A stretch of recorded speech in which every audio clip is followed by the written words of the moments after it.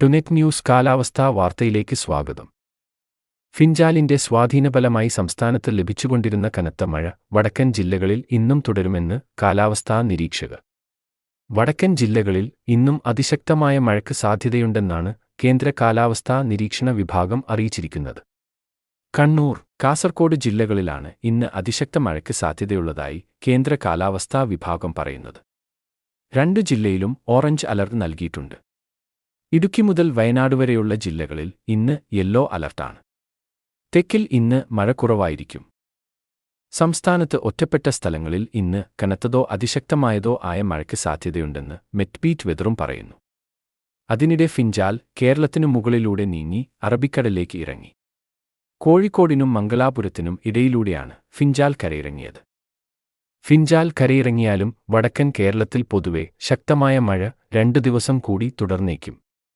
ഫിൻജാലിന്റെ സ്വാധീനത്താൽ സംസ്ഥാനത്ത് ഇന്നലെയും കനത്ത മഴയാണ് ലഭിച്ചത്. മലപ്പുറം, കാസർകോട് ജില്ലകളിൽ ഇന്നലെ അതിതീവ്ര മഴ റിപ്പോർട്ട് ചെയ്തു. അതേസമയം ബംഗാൾ ഉൾക്കടലിൽ രൂപം കൊണ്ട് കരകയറി ദുർബലമായി അറബിക്കടലിൽ കരയിറങ്ങിയ ഫിൻജാൽ വീണ്ടും അല്പം ശക്തി പ്രാപിക്കാനുള്ള സാധ്യത നിലനിൽക്കുന്നുണ്ട്. കാലാവസ്ഥാ വാർത്തകൾ കൃത്യമായി ലഭിക്കാൻ ചാനൽ സബ്സ്ക്രൈബ് ചെയ്യുക. നന്ദി.